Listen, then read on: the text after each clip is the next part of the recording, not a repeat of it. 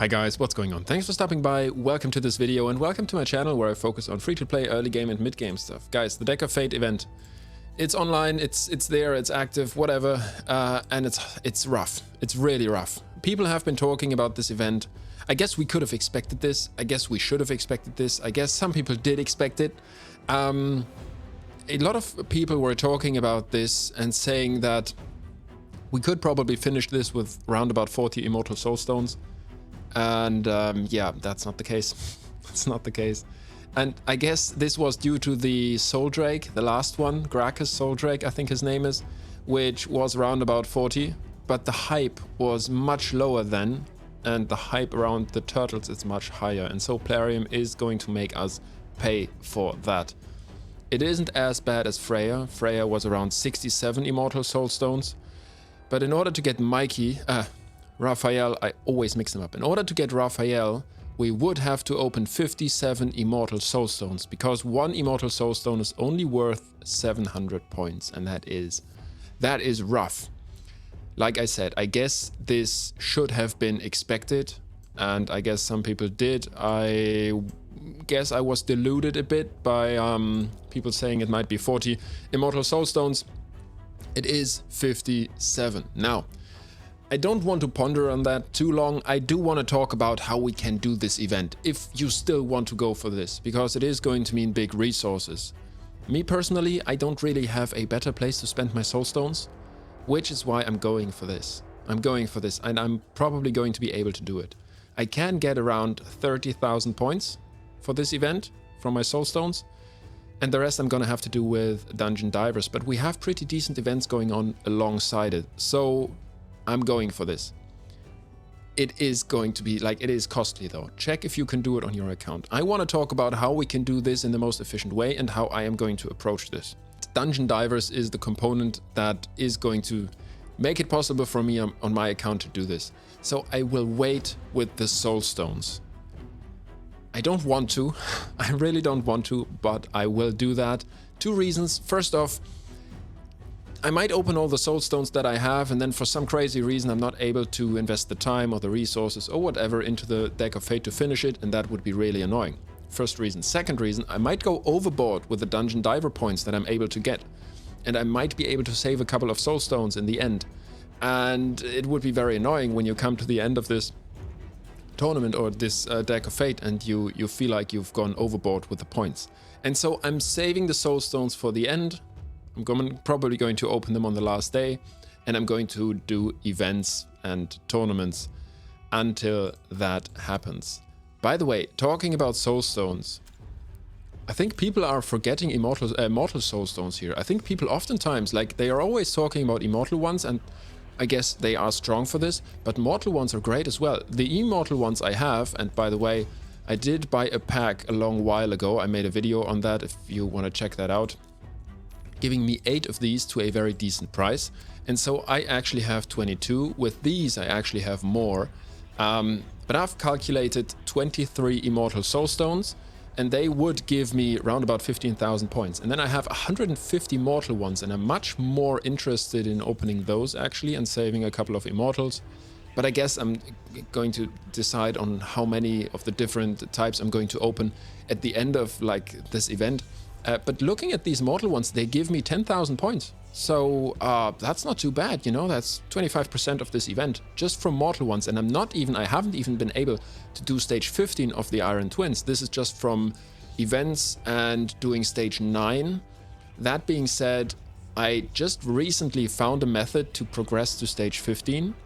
And that also gave me extra resources, but still, you know, getting these is relatively easy, especially if we do Iron Twins every day, and I intend to do that in the future.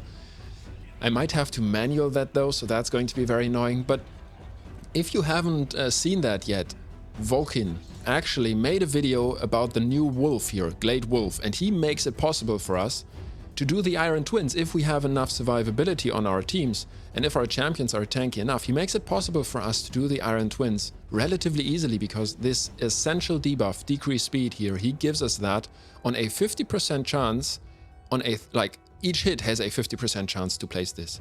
And he, manualing the fight, he makes it possible for us to do Iron Twins relatively easily. Like, I have done it on 3 days now, Void, then yesterday and today, so Sunday, Monday, Tuesday, and I never failed a run with my team, which is pretty crazy. Check out Vulcan's video if you want to. He also, like Late Wolf, also brings his counterattack, and that means even more chances to proc this decreased speed. And the great thing about this really gives us, if you haven't progressed to stage 15 yet, what am I doing again? We get 1 Immortal Soulstone as a reward for finishing stage 15 for the first time, so that might give you some extra resources. Also, I think we do need to keep in mind, opening these, like for example, opening the mortal ones, opening 100 of these is going to mean 2 extra Immortal Soulstones here, if we want to spend the coins and convert them into Immortal Soulstones. So that is going to give us some extra resources along the way as well. So really, don't just check on your Soulstones, but check on the resources you have up here. Check on what opening these is going to give you. Opening 20 of these is also going to mean I am close to getting another Eternal one. And then I'll probably just be able to sell some souls here. And opening so many is going to mean that I am going to get a second Eternal one. So really check your resources. If you might actually have more resources than you thought, and if you might actually be able to go for Raphael, because he isn't the greatest of the turtles, but he still is a great champion. I've just seen a showcase by Tyraku, another content creator who shows him in arena mainly, but also shows his damage, just his raw damage numbers, and he does pretty decent damage. And just thinking about this, going from when you have 2 turtles, you have 2 ally attacks every time every turtle takes a turn. When you have 3, it's 6. When you have 4, it's 12. That is huge. It's so much damage, and that in itself is going to mean that I'm going to go hard to get Raphael, and I'm going to be able to do it. That being said, I will go for the Dungeon Divers part first.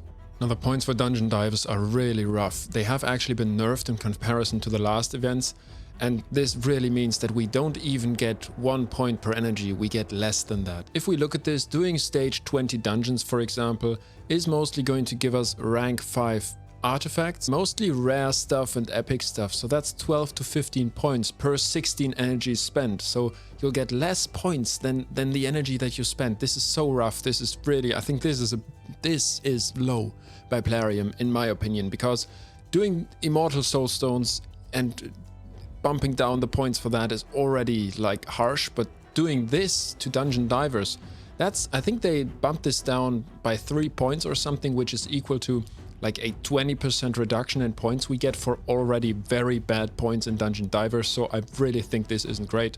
And then we have a very similar thing here in the comments, in the looking at campaign. If we do campaign, spend 8 energy on 12-3 Brutal, and if we get a rank 4 artifact, shield or whatever, you know, yeah, shield and 12-3 Brutal, then you'll get 7 points. So same thing here, less points than energy spent. And I think that's harsh. At least there is quite a few tournaments and events going on alongside this, so, you know, we can double dip. We have Spider, which is already active. I'm not gonna go crazy on this, because I'm not too interested in the rewards here, and I'm also not too interested in the accessories. I need them, but I found myself mainly using chronophage accessories, actually, which come from the event dungeon. That being said, if you haven't gone for the event dungeon, go for the Spider. You know, accessories, everybody needs accessories, and this has a great silver return as well, so that's always nice. I'm probably gonna go to 1500 here or something like that. I'm just gonna spend my daily energy, and then I'll just see whatever next reward is going to be worth it for me to go for. Then afterwards, I'm gonna go, from tomorrow on, I'm gonna go hard on champion training. And I'm saving up food. So that is going to mean, this is a bit crazy, guys. Like, look at all my food here. I'm saving up food. This is only 3 stars and 4 stars. I've already saved up 530 pieces in case there is a... This is a bit crazy, like, yeah. I've never seen so much food on certainly not on my account. But since I knew that there might be a guaranteed event entailing champion training, I've been saving up food, and I have finished every champion training event up to this point only by upgrading champions to level 3-star and 4-star and getting them to level 40 and 30. That being said, it's not quite true. I have upgraded to Gore and Glade Wolf because I had very specific use for those two. Yeah, but I am going to go hard on the champion training part, and I'm going to spend a lot of energy on this because I am mostly, again, going to get champions to level 30 and level 40, and don't get them higher than that to get easy points in the guaranteed event coming up in the future. And that is going to mean that I'm going to kind of max dungeon diver this, because I'm really focused not on ranking up stuff. I'm not getting many points. I'm only getting points from ranking up 2-star champions to rank 3. And I'm only going to rank up rank 3 champions to rank 4 when my vault is full. And that is going to mean I am going to be doing a lot of champion training during the next 2 days. And then afterwards, I'm gonna do Shredder's Wrath tournament right here. So just to give you orientation here, Hothead Deck of Fate is right here. Then we have the Spider tournament, which I'm gonna do Tuesday to Wednesday. Wednesday to Thursday, possibly longer than that, I'm gonna do champion training, which is down here. And then whenever I don't have time to do champion training, I'll have my PC running doing Shredder's Wrath. Depending on the points I'm getting during these 2 tournaments here, and depending on the energy that I've already spent, I'll decide if I go overboard with the points or just try to reach max rewards in these 2 tournaments here. And then we have a Fire Night tournament, if I'm not mistaken, next to Savage, 3 times Savage, from Friday to Saturday. And on Saturday, I'm going to pull my Soul Stones. That's going to be my approach to this. Painful, but yeah, that's going to be the most efficient way. And resources, especially at the beginning of the game, like looking forward, I'm not going to be as crazy efficient as I am right now, like going further into mid-game and end-game. But at the moment, it is really necessary if you want to get max rewards and the max potential of your account. I've really been maxing everything I could, and that is why I can now go for Raphael. I doubt that I would be able to do it otherwise. So yeah, in the beginning of the game, it's just, if you really want to have the chance on these guaranteed events, you really need to max stuff out. That's the way it is. And it's a grind, but it's also a bit of fun, you know? I guess nobody really plays Shadow Legends if he doesn't at least like the grind a bit. Guys, let's finish the video on a bit of a fun note here. We have a summon pool going on. I have 1 Prism Shard from the Gear Ascension event that we have going on. I would love to get any legendary, actually. Obviously, Rio Bone Spear would be great because I'm really looking for block debuffs on my account, and she's a great champion as well. Looking at the epics, Husk would probably be my number 1, Taragi probably being number 2, even though I don't really know if I would use him in my clan boss team. Then Vogoth is very interesting. Miscreated Monster, still great. I don't really need him on my account anymore, but he is a fun champion. Illusinia, I think, is decent for Hydra. So that would be a champion that would be interesting as well. So let's go for it. Let's see what the RNG has in store for us today. It's an epic. Ornn? Yeah, Mesiliac Priest Ornn.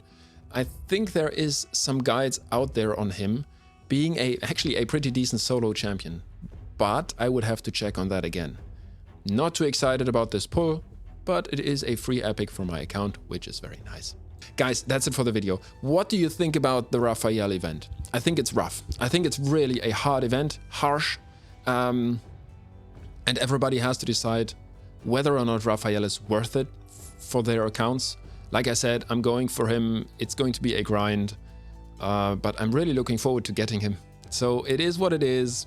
Plarium coming in with pretty rough points here, but it is what it is. Guys, that's it for the video. Thanks for stopping by. Please comment down below your thoughts, and I hope you have a great day, and I'll see you on the next one. Bye.